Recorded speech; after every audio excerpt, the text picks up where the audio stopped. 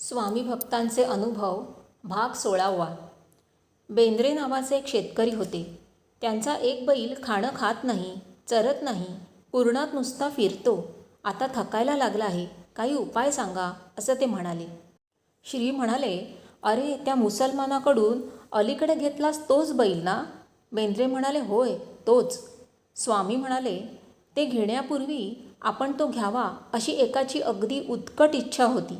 त्याचा हा परिणाम. बरं असू दे, हा अंगारा घे, सकाळ संध्याकाळी लाव. तुझा बैल परवापासून चरेल, खाणं खाईल, काळजी करू नको. तसं घडलं. त्याप्रमाणे बैल सुधारल्याचं ते नंतर सांगून गेले. दक्षिण रत्नागिरीतील एक बागायतदार होते. एकच नव्हे, अनेक.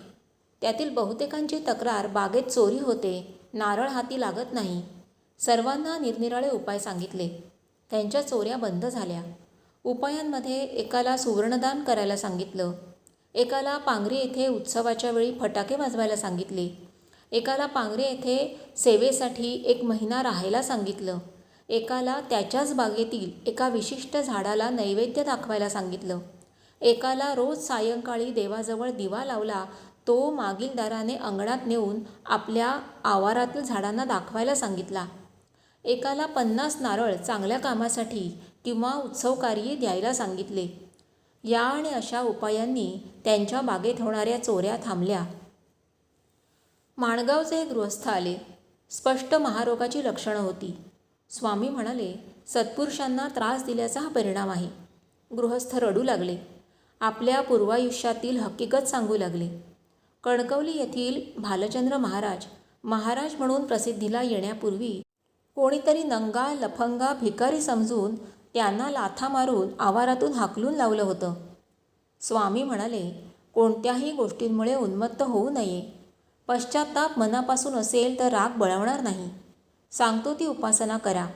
अंगारा लावा आणि भालचंद्र महाराजांचे चरणतीर्थ किंवा त्यांचे पाय लागलेली माती रोज अंगाला लावा. त्याप्रमाणे निष्ठेनं त्यांनी केलं. गुण आला. लांजाचे एक व्यापारी. घरी पिशाच्च बाधा होती. श्री स्वामींनी त्यांचं एक दुष्कृत्य त्यांना सांगितलं. त्यांनीही ते कबूल केलं. ज्यांचं अपहरण झालं त्यांच्या वारसांना योग्य वाटा देवविला. त्यानंतर त्यांचा त्रास संपला. आंगळे गावचे एक व्यापारी आले. मूल होत नव्हतं. श्री स्वामींनी श्री हरिहरेश्वराची सेवा जोडप्याने करायला सांगितलं आणि मूल होईल असा आशीर्वाद दिला. त्यांनी सांगण्याप्रमाणे केलं. लग्न होऊन 22 वर्षांनंतर स्वामींच्या सांगण्याप्रमाणे 1 वर्षात मूल झालं. देवरुख गावचे एक प्राथमिक शिक्षक श्रींकडे आले. त्यांना आपल्या मुलाची मुंज करायची होती. मुलाची पत्रिका स्वामी परत पाहत होते. शिक्षक मुंजीची आर्थिक व्यवस्था कशी आणि किती केली वगैरे सांगत होते. श्री म्हणाले, तुम्ही म्हणता तशी थाटात मुंज करायची म्हणजे जरा आटोक्याबाहेरचंच नव्हे का? त्यावर ते शिक्षक म्हणाले, हे सर्व कर्ज काढूनच करावं लागणार आहे. विचार एवढाच की एकच मुलगा, सर्वांची हौसमौस पुरी करायची, हे एकच संधी. कर्ज काय फेडता येईल. स्वामींनी त्यांना राहवून घेतलं. दुसऱ्या दिवशी ते निघाले तेव्हा श्री स्वामी म्हणाले, मुलाची मुंज पुढच्या वर्षी करा, या वर्षी करू नका असा माझा सल्ला आहे. त्यावर ते बरं म्हणून निघून गेले. नंतर 6-8 महिन्यांनी तो मुलगा अकस्मात आजारी पडला आणि 10 दिवसातच वारला. आईवडिलांच्या एकुलत्या एका मुलाच्या निधनाच्या दुःखाला पारावर नव्हता, इलाज नव्हता. त्यानंतर सुमारे 6 महिन्यांनी त्यांचं श्रींना पत्र आलं. झालेली गोष्ट वाईट आणि अनिष्ट असली तरी अटळ होती असं मला वाटतं. व्यावहारिकदृष्ट्या विचार करता आपण फार मोठ्या संकटातून मला वाचवलंय असंच म्हणावं लागेल. घटना अटळ असताना मुलापरी मुलगा गमावून कर्जबाजारी मात्र झालो असतो आणि या दुःखाबरोबर तो बोजा वाहणं खरंच मला झेपलं नसतं. पत्र वाचून श्री बोलून गेले. मुलगा अल्पायुषी होता. काही करून भागण्यासारखं नव्हतं. ब्रह्मलिखिताविरुद्ध सहसा वागायचं नसतं. त्याला इलाज नव्हता.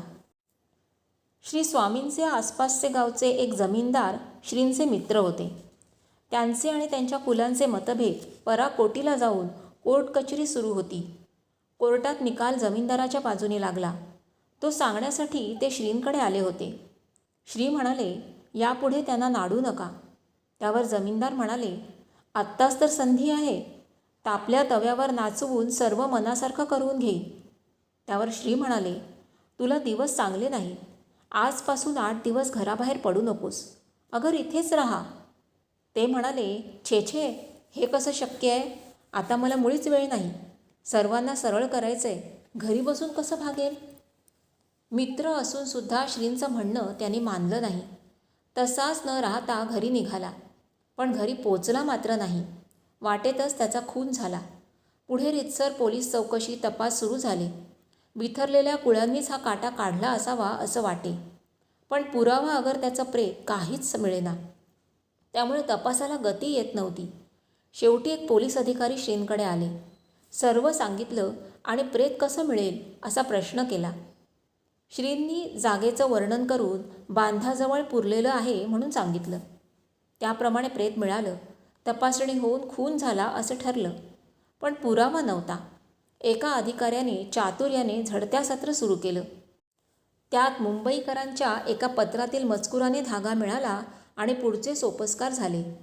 पोलीस खात्याकडून अनमोल सहाय्य केल्याबद्दल श्री स्वामींना एक सर्टिफिकेट मिळालं.